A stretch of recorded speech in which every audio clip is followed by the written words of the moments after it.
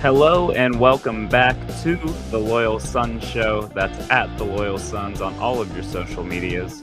Follow us there and follow us here for Pitt sports content you won't want to miss. If you love good reports from the first scrimmage and hate when your wide receivers eat fish out of the river, this is the place for you. The Loyal Sons Show, a safe, sunshiny place for your Pitt athletics fix. Fellas, how we doing today? Oh, sorry. I'm taking over for David today. He's got a little brain fog. I think he usually goes. I'm here with my wonderful co-hosts, David and Squid. Yeah, that's the right intro there. David, how you feeling today? That's a loaded question. I'm happy to report that the Gaelic Athletic Association of Pittsburgh won not one, but two national championships yesterday at the USGAA finals in Boston, Massachusetts. First time in the club's storied history. Yes, thank you, Squid. But I have much more mixed feelings about reporting that we celebrated very accordingly and drank 1 million beers out of those two cups. So my voice is shot. My brain is scrambled eggs. But it was all worth it. Up the Celtics. This is almost like David's flu game. I feel like we've announced several of these pods have been our respective flu games, whether we were actually sick or just hungover. But yeah, this is your flu game today. David asked me 30 seconds before we hit record, asked me if I could drive this today because he's not all there. So, hey, next man up mentality. We'll pick him up here. We'll pick up the slack. Not all heroes wear capes. Thanks for plugging in the microphone and being here with us tonight, David. I know it wasn't easy for you. No, thank you to you guys for yeah. Okay. All right. Good to know. So we're about halfway through camp, maybe not quite halfway. We're into camp here. Scrimmage 1 is out of the way. Some decent reports from Coach Narduzzi. Narduzzi's in his media availability said he thinks the team's ahead of schedule, where they would want to be. Really had glowing reviews. Didn't say too much negative about either side of the ball. Said, obviously we could clean up some things here and there. Overall, really positive. So we figured we'd keep it positive this week. We're only about 3 weeks out from week 1, and there's really no point at this point of drumming up any of our fears or our concerns about this team, especially when David is, fighting for his life as is. So we don't need to really spike your anxiety at all. Yeah, no need to give me any scaries. David, Are you worried about the left and right guards? What if they're bad? Shut up. Yeah. See, we don't need that. We don't need that today.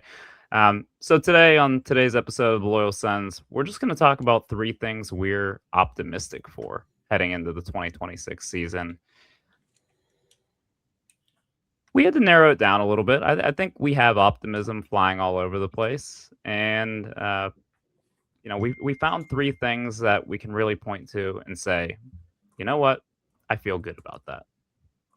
So, without further ado, let's hop right into it. The first item here.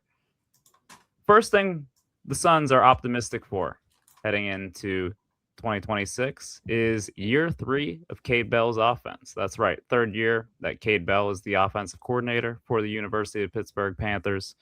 And the boys are excited about this. We've had some mixed feelings on Kade Bell in his first 2 seasons running the show. We were talking a little bit about that before we started recording here. But year 3 feels like a big year. Feels like this is where the tides start to turn. It's certainly been the case in the past where year 3 for our offensive coordinators is when they either put it all together or prove that they should not be coaching at the FBS level. So it will certainly be interesting to see which of those two buckets Kade Bell's going to fall into. But the early indications from the recent scrimmage make it sound like the more positive of the two outcomes. Did you guys hear about the results out of that in-house game? I know it's never easy for the offense in those scrimmages because we've had so many moving pieces in the offense between quarterback, coordinator, transfers, and whatnot. And also our defense is always just really solid. So the fact that the offense came away looking really good makes me feel really good because we've had so many times come out of camp where the talk of the town is, oh, there's a lot of turnovers, a lot of interceptions, and that'll be a problem. And there wasn't any of that this year. So that's priority number one. Yeah, and I think another part of the scoring metrics on that, obviously taking care of the ball, fewer procedural penalties, so guys know where they need to be lined up, they know where they need to get to, and Narduzzi commented on that, like even the first day of camp, just saying how the older guys, the veterans who have been in the system now for a few years, they can kind of coach up the younger guys. It's not as much as them trying to grasp the playbook and the schemes. They kind of know what they're doing and they can pass that along. So I think it's huge because there have absolutely been times the last 2 seasons in certain games where it comes up more than others where it just seems like, these guys have no idea where they're supposed to be. We have to burn a timeout. All right, personnel's wrong. I also think the 2 years of some play calling experience for Kade Bell at the FBS level is going to pay dividends. I think he has had the chance to see what has translated to Power 4 football from the FCS and what hasn't. And I think Pitt has kind of done a little bit of that with the personnel. They've added some running backs with some weight who are over 170 pounds. And I hope that maybe translates to, hey, maybe we can make it more of a priority to run the football on early downs to get out of those second and long, third and long situations. So I think that's what I'm most excited about is seeing Kade Bell continue to grow into, I mean, he's 32, 33 years old. Seeing him continue to develop. We've seen him scheme guys open. We've seen them put up a ton of yards and points. So I think continuing to see the growth of Kade Bell just as a coach, not even just his system growing on the players, but just as a coach himself, I'm excited for that. The highs have been high. We've averaged over 30 points a game last year. Top 20 in the country. A lot of yards. And when it's good, it looks really good. But then there's so many times where you just want to tweet at Kade Bell, what are you doing? The guy sitting in section 138 wouldn't have done that stupid play call. Or we knew Eli Holstein would throw a pick inside the 5. Why are we throwing it? Why are we dialing up the swing pass to the short side of the field to our running back when we're at the 5-yard line in a close game? Hopefully we learn from that. We, as in the three of us, because it almost feels like you're referring to something specifically. We learned from that. What I meant was Kade Bell and Pitt. Oh, gotcha. So you weren't referring to any, insults that might have been transmitted electronically. What David is alluding to is I actually saw yesterday. I was trying to find the picture of the quarterback. So yesterday, Sunday, was the day that they all do their position group dinners, and then the seniors go out with Narduzzi. Also, a little side note here: seniors went to Del Frisco's, big time steakhouse there. Offensive linemen went to Chili's, love that. Quarterbacks went to Lot 17 over in Bloomfield. I think I'm missing a few here. Anyone want to help me out? Squid, do you have that handy? I got it. I was actually going to take us on a detour with this later. So linebackers went to Bigham, quarterbacks to Lot 17, special teams went to Kupka's 2, the tight ends to Fogo de Chao, receivers to Lawrence Hall, DBs to the Ichiban and Robinson, defensive line to the Ichiban in Waterworks. The running backs went to a third unspecified hibachi place. I don't know if there's a third Ichiban location in Pittsburgh, perhaps. I think there's also a Nakama in Southside that is very good. They've been Benihana closed for over about 6 years. Yeah. Well, no, it could have been 6 years. My wife and I went there 2 or 3 years ago, and I ate enough butter that I morphed into a cow. Chili's was the offensive line, and then yes, Del Frisco's was the seniors. Who do you guys think won out on that? I feel like the seniors always get like best choice. That's like their senior dinner with Narduzzi. It's kind of tight ends kind of made out with the Fogo de Chao. Yeah. I feel like that kind of stuck out. I like the linemen just going to Chili's. I feel like that's gritty. That's just a gritty choice. Yeah, it's like no fuss. We're getting a solid meal, and we're gonna eat a lot of food, a lot of carbs. Bigham, I mean, running backs going to Bigham. Just some of the best wings in the city, right up there with Archie's. Linebackers to Bigham, actually. The running backs went to Unknown Hibachi. Yeah, Bigham and Lot 17 are two of my favorite bars for food in the city. So at least they're taking care of the boys. Honestly, can't say I've ever really had any food at Kupka's. All I've done there is sit on the back patio and drink like dozens of buckets of beer, which is one of my favorite pastimes. The cheese balls are good. Haven't tried anything else on the menu. So, getting back to why we started talking about this, I was looking for the picture of the quarterbacks with Kade Bell at lot 17, and I found that Kade Bell was actually blocked. We weren't blocked by Kade Bell. Kade Bell was blocked by the Loyal Sons. And I remembered why, because one of us DM'd him during a game last season and said, "You're an idiot," and or an asshole. It was idiot. Okay, idiot. Yeah. We might have added him, like just in a regular tweet. Oh, sorry, it was moron. Oh, moron. Okay. What was the message before that? It was 2 years prior, congratulating him on being hired and asking him to come on the podcast. Okay. All right. Yeah. A little juxtaposition. Did not there. see any of those. So if I'm using the power of deduction, I'm going to assume that was sent to him under the influence, perhaps. And then whomever sent the message woke up Sunday morning and blocked him so that he would not see the mistake. Is that? I would have to think so. Yeah. Well, sorry, Kade, and we believe in you. We're excited for year 3. We probably won't DM you. Maybe.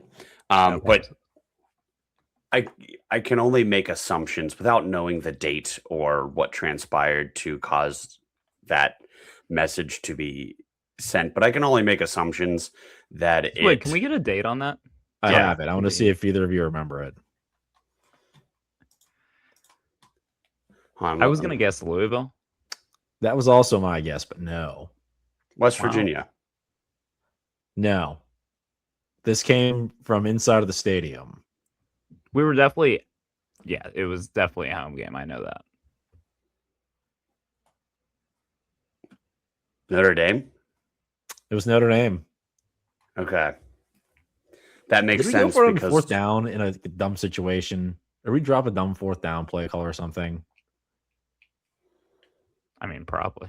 Well, that's getting to the assumption that I was going to make, which is that he was doing something that was entirely too cute. And I think if you were to poll the three of us, if you asked us generally, what improvements do we want to see in year 3 from Kade Bell to bring everything full circle, is a little bit more maturity. The realization that some of the things that he tried to pull at the FCS level aren't going to work in Power 4 football. So I think we can all agree he kind of had a tendency to get too cute, but getting a bigger, sturdier running back for early downs. That's an indicator to me that he's evolving. Next steps will be, his decisions on 3rd and short and 4th and short. But I don't know. Would you guys agree with that? That I think too cute is the term that got thrown around a lot last year. Yeah, I Yeah. touched on it earlier. I think the biggest problem was inside the 5 to 10 yard line, just having maybe too much trust in Eli to not turn the ball over. And We're then, being too cute. yeah. So some of those play calls might have been trying to do a little bit too much, when in reality, just like, hey, it's 1st and goal from the 6. Maybe just run the ball here instead of letting our turnover-prone quarterback sling it. And then as I was scrolling through the Notre Dame play-by-play to try to find the exact situation of when that message was sent, there was a lot of bad. There was a lot of 3 plays, 0 yards, punt. 3 plays, -7 yards, punt. There was a lot of that. So a little bit more consistency. So we're not just going entire quarters of not picking up a first down at all and having our defense on the field a lot. The biggest thing they can do to fix the offense this year, or at least to improve the offense this year, is first down efficiency. We can't be settling for 0, 1, 2, or negative yards on first down and staring down the barrel of 2nd and 3rd and long every single series. And that's going to fall heavily on Boozy Turner as well as Wright and Ferguson to round out the depth chart. Ferguson, the true freshman who is a 4-star, who apparently has been extremely impressive so far in camp. It's going to be on them and, of course, Kade Bell and his play calling to get us into some second and mediums for once. I'm a big Des Reed supporter, but even I have to admit there was a big boom or bust dynamic with him. So lots of first down rushes for 0 yards. And maybe that's part of the reason. Yeah. And if Mason's slinging the ball, there's really no need to try to establish the run game as opposed to just like, all right, we'll run the ball here and there because you have to. That's not the case this year. We got Boozy Turner, who's not afraid to put his head down and pick up like a tough 3 or 4. So that should fix the problem. Kade Bell actually committing to it is what we have to worry about. But we're optimistic today, so we believe that he will. Agreed. Yes, that's right. We are optimistic. Gets better in year 3. All right. Number 2 on the things we are optimistic for heading into the 2026 season, the schedule. So the Pitt Panthers schedule, we're just going to do a quick read through just for those of you who don't have it saved as your lock screen and don't know it off by heart at this point in time. But yeah, the Pitt Panthers open the season at home against Miami of Ohio. Then they have another home game against UCF. That's a non-conference Power 4 opponent. Some other teams don't know much about that.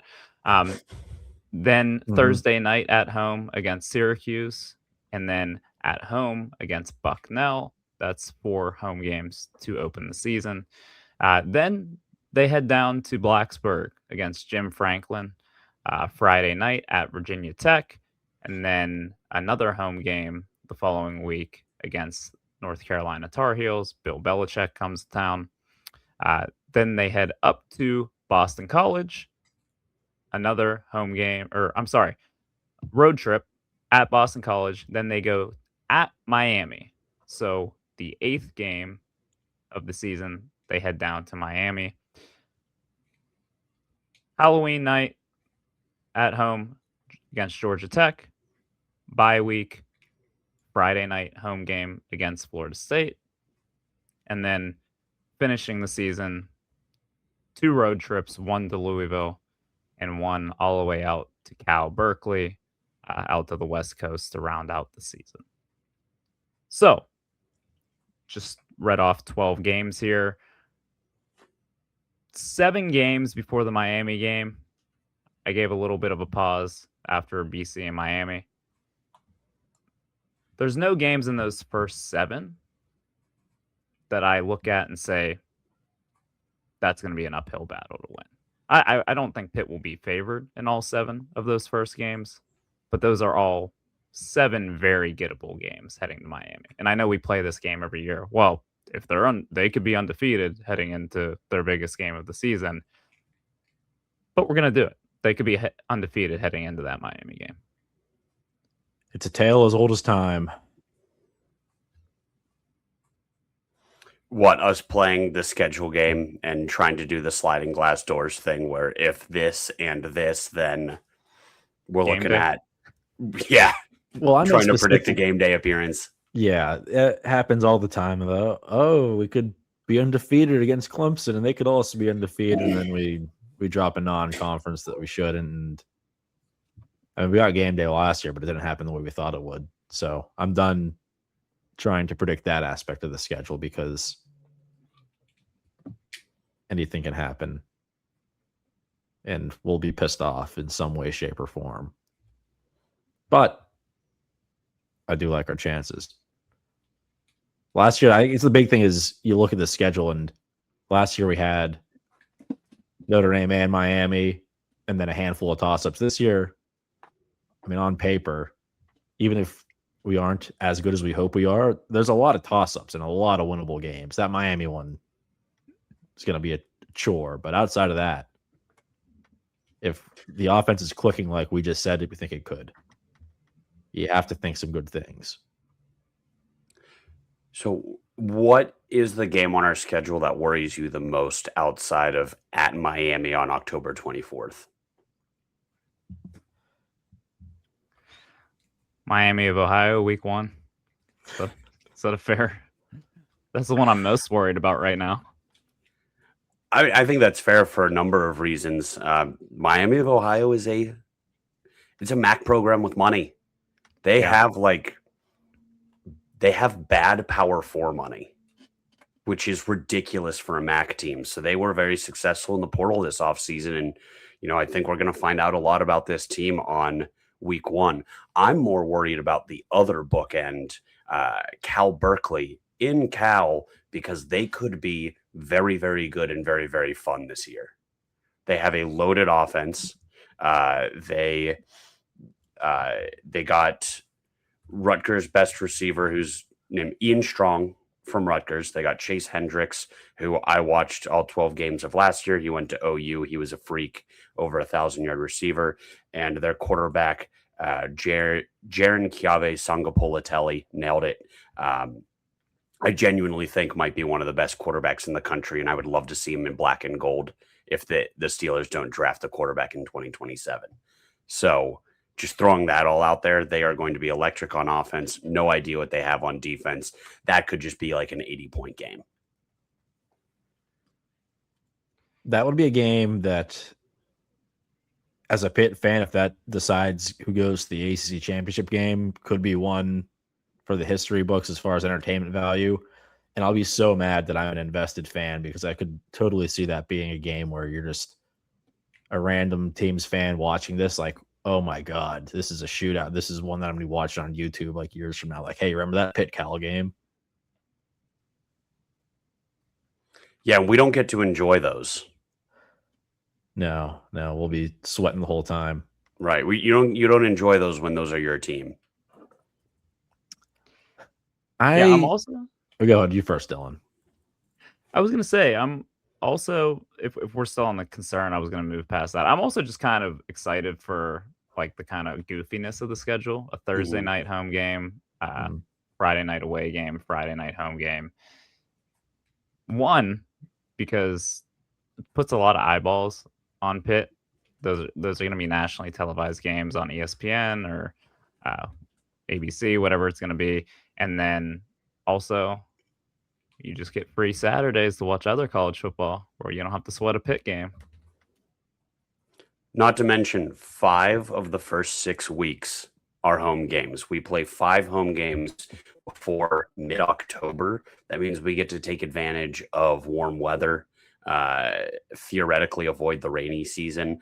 I know personally, my wife loves when we have like an early home slate because I can't drag her to games when it's under like 65 degrees. So like this is so ideal for tailgating purposes for us.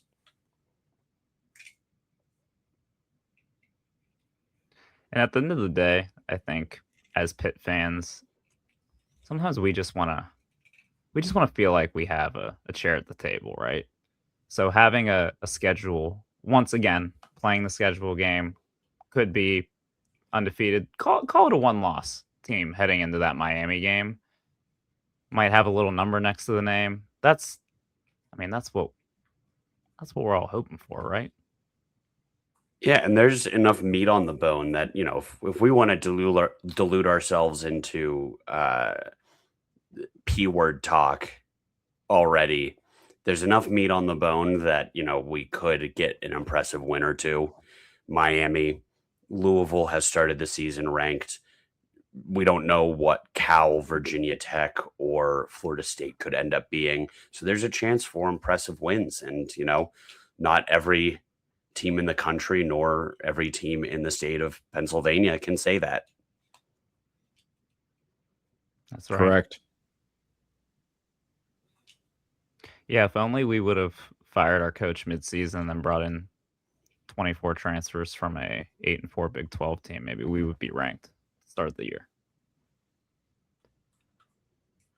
They weren't 8-4. I think they were. Talking about Iowa State. Yeah, that's what I'm. Did they really get 8 wins last year? That's even better than I thought they were.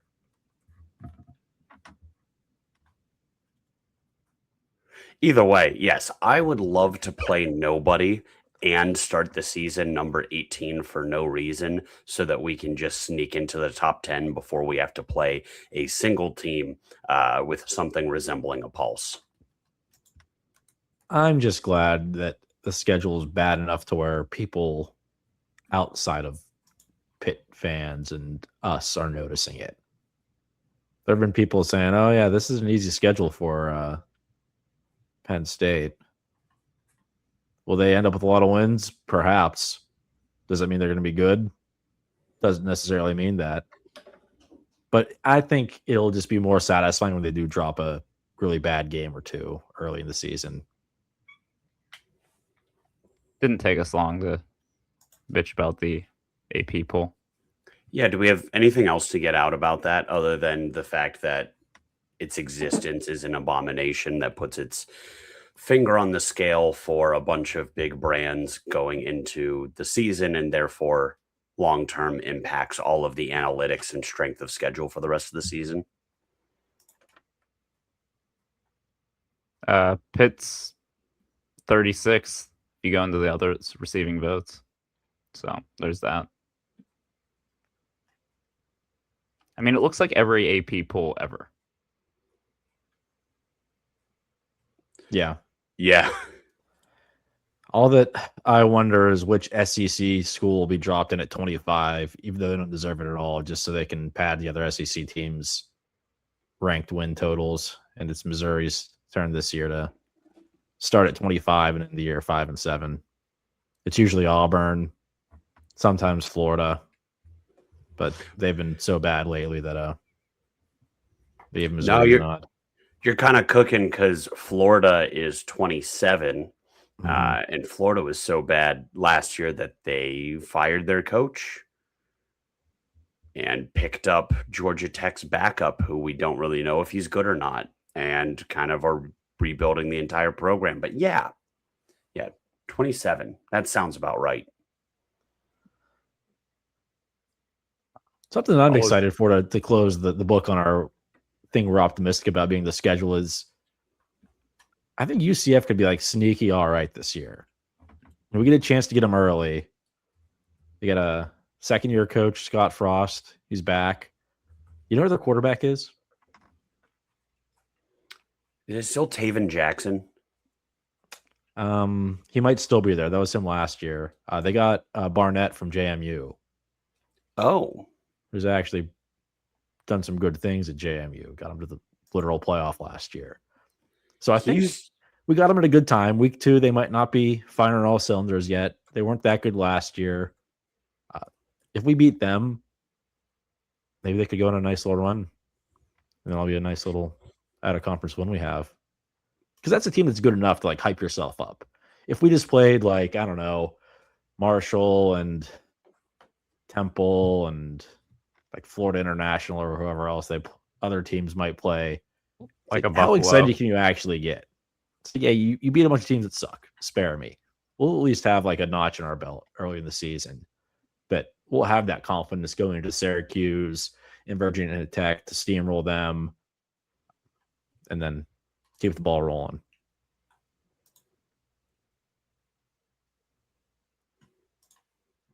Close the book on the schedule. I'm happy, yeah. Until we play schedule game in the season preview. All right. And the last thing we're optimistic for heading into the 2026 season, it's the defensive personnel. So, we could talk at length, and I feel like we usually do spend more time talking about the offense, about Kade Bell, Mason Heinschel. What's Boosie Turner going to look like this year? But I feel like we haven't spent much time talking about the defense or really thinking about the defense. And I do think one piece of being a fan of a Pat Narduzzi Pitt team is you kind of always assume the defense is going to fall into place. Now, we're going to pull our hair out and want Narduzzi fired after they give up 320 passing yards to Miami of Ohio week 1. Something like that will happen. But I feel like you can always kind of count on Narduzzi having a solid defense put together.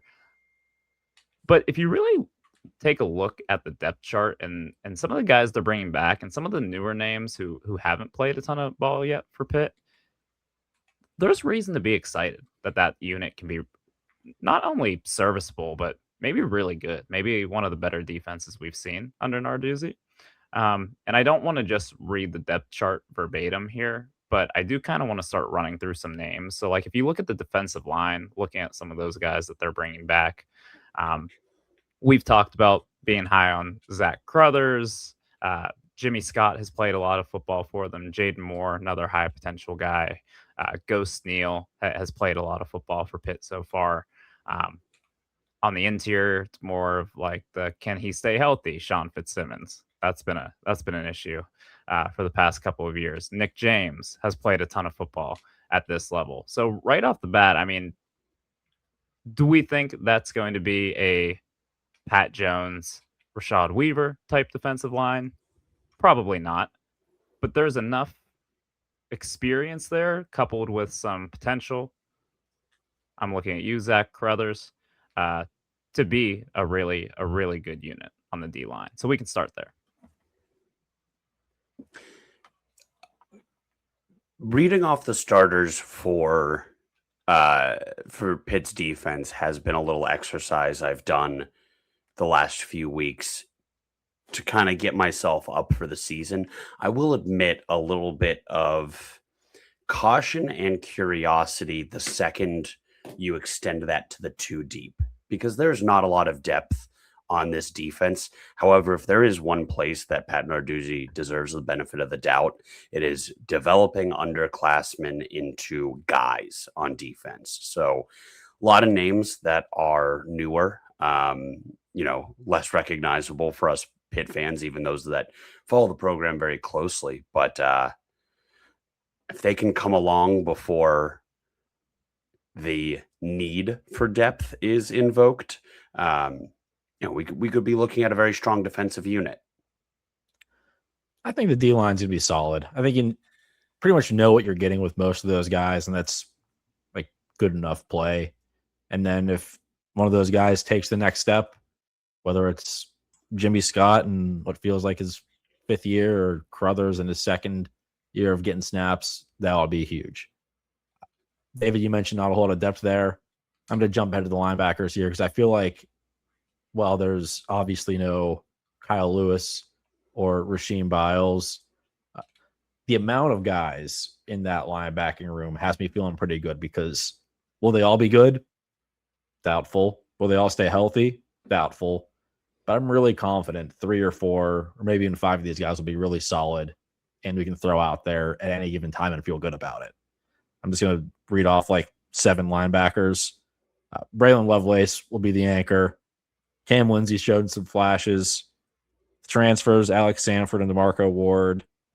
And then a lot of potential, a lot of hype between Jeremiah Marcelin and Jaden Bonsu. So, like I said, will they all be good? Doubt it. But I can see 3 of them being standouts, and we'd be feeling really good about another year of linebackers in this defense. Like last year, we didn't have any depth. We had Lewis and Biles, but then we were damn near trotting out walk-ons and true freshmen come like week 8. Yeah, well, a big reason for that were Marcelin and Bonsu both had season-ending injuries before week 1. So there goes that depth. But both of those guys were getting glowing reviews last year before they went down with injuries. I remember Marcelin particularly. It was like, is he going to push to start, maybe take some snaps off of Biles, Lewis, or Lovelace? Seems crazy to think about now with how productive and how good the Sharks were. But yeah, I mean, I'm super excited about the potential there. Jaden Bonsu, there was a picture of him like walking into training camp. He looks like just like he was handcrafted by God to play linebacker. The way that guy's put together, he's an Ohio State transfer, so obviously has some pedigree there. And I'm huge on Cam Lindsey. I think he got a lot of, because of those injuries and the lack of depth, he got a lot of playing time, maybe earlier than he originally would have or should have. And I think some of those growing pains that he went through and just those extra snaps from last season have him in a position to really step into, okay, that's the next guy at Pitt. And he acquitted himself exceptionally well when forced into the spotlight next year. So if he is not a part of the starting rotation this year, you should take that as a very good sign that he was pushed out of that place. Now, obviously, we want the Aliquippa kid to be starting and getting his name up in lights at some point. But if other guys are pushing him for time and jumping him, in the depth chart, that can only mean good things. Yeah. And just to keep going in order here, we can kind of talk through the secondary. This is a unit that Corey Sanders takes over as the DC, so he spent a lot of time with these guys, specifically the safeties. I'm pretty bullish on the secondary here. And if we look at the corners, obviously Sean Lee Jr. was a freshman All-American last year. Shadarian Harrison played a good amount of snaps. Rayon Schrader, transfer from Auburn by way of Miami of Ohio. He's a Penn Hills product. There's a local guy there. And then at the safeties, we've got Cruz Brookins, Josh Guerriere, Alan Bryant played some snaps, and apparently Cole Woodsden, the redshirt freshman, has actually been pushing those guys to potentially be in the mix. He's a big athletic, about 6'1", 215, runs really well from all the reports out of camp. So I think, once again, there's a good amount of guys back there. I think Sean Lee last year proved that he is a guy. Like, we have a lockdown corner on that side of the ball. And I think the rest of those guys have a large enough pedigree to step in and have a chance for this to actually be a strength of this year's team. Yeah, I agree completely. Especially, considering I don't think any of us were super sold on the starters from last year that we have lost to graduation. Battle and Lynham were fine, at times workable, but I think we were always very curious to see what was behind them. Mm-hmm. I would say Javon McIntyre at safety. Right. So, I think we kind of saw the younger guys like Shadarian Harrison, like Sean Lee, like Cruz Brookins as, equal, if not maybe a little bit better. So giving them another year to develop, I have to imagine the secondary is going to take a step up this year. Yeah, 3 of those guys you mentioned, Brookins, Lee, and Harrison, we've seen play a good amount. We know what they're capable of. What worried me was that other safety spot, because Didn't really know who was going to play there. Guerriere stepping in, and by all accounts, he's been really good. So that makes me feel a lot better because that's perhaps the biggest question mark position spot. If you just look at the depth chart from above, like who we're going to plug in here, and it's somebody who doesn't have much experience. So the fact that he's been balling out and getting turnovers in camp is huge because we've seen that safety spot be a big weakness over Narduzzi's tenure. So if he can step up and fit right in with Brookins, who's established, sign me up for this defense overall. Yeah, Squid, you said about the safeties. I feel like so Narduzzi, they always have good safeties, but sometimes it takes some time. And like the first name that comes to mind is Eric Hallett. Like there was a period where probably 3-4 times a game we were screaming at the TV to take Eric Hallett out. And then he ended up being an ACC championship game MVP. And by his last year at Pitt was probably one of the more solid safeties in the ACC, if not in the country. So sometimes it just takes some time for those guys to grow into that spot.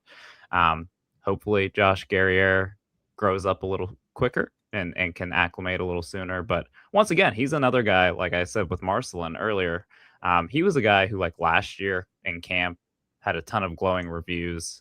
Everyone was excited about him. And then he played a little bit early on in the season. And I think he might have hit a bit of that freshman wall and then kind of got relegated to special teams. But yeah, I think he's a guy who should be able to give, good production there. And I think Chris Brookins is has legitimate star potential. I think we've seen the flashes there. I think his play style is a little reckless. Reminds me of another 12 who played for Pitt, went to Steel Valley, one Paris Ford. So they love to lay the lumber. They're ball hawks. I think Chris Brookins might be a little more. He's not going to give up as many big plays. I don't know. Not where I thought you were going with that. Yeah. Isn't going to post about Narduzzi every other week. But anyway, yeah, Chris Brookins, I think he has legit star potential, could be a first team all ACC guy. He was banged up a little bit last year, and I think his style of play just kind of lends to being nicked up, and that might be the case right now.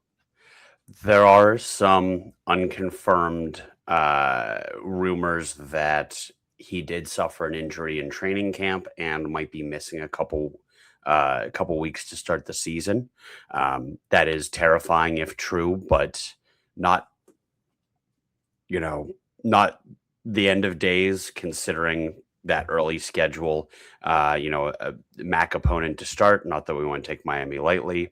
I have Alonzo Barnett's numbers at JMU up just because we were talking about him earlier, Squid, and the guy wasn't Brett Favre at JMU. He's a very good quarterback. He's never passed for 3,000 yards in a season. So, it could be worse, but obviously that is a scary position to potentially be starting the season without maybe your best defensive player, if true. But we're optimistic. Yes. So all in, I think we all agree the defense has some potential to be really, really good, really talented unit. And seriously, play the game. Go read through the depth chart. Just talk yourself into it. Read through the names. Look at all the names of all the dudes that pop off that roster sheet, and you'll talk yourself into this being a solid ass defense. So, and that's where we're at, and that's where you should be 3 weeks before the season starts. You feel better now, David? Like a dark cloud has parted to let in the rays of sunshine.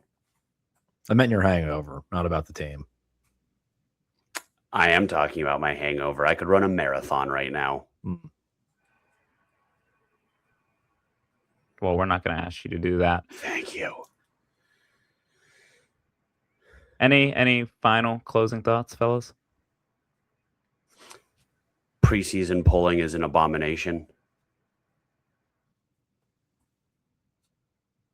stay off of motor vehicles and stay out of the river. You heard it here first. As always, thanks for tuning in. Stay optimistic. It's not close enough for you to work yourself up. It's not imminent enough to talk yourself into potentially losing an embarrassing non-conference game. No, that's not what we're here for. Not yet.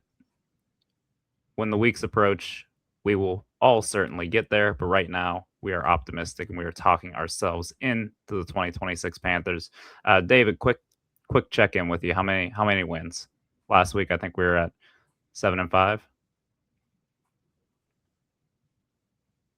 Give me 8-4. 8-4. Okay. All We're right. warming up. We're trending in the right direction. We're optimistic today. We're on schedule. That's right. Very on schedule. Ahead of schedule, Pat Narduzzi may say.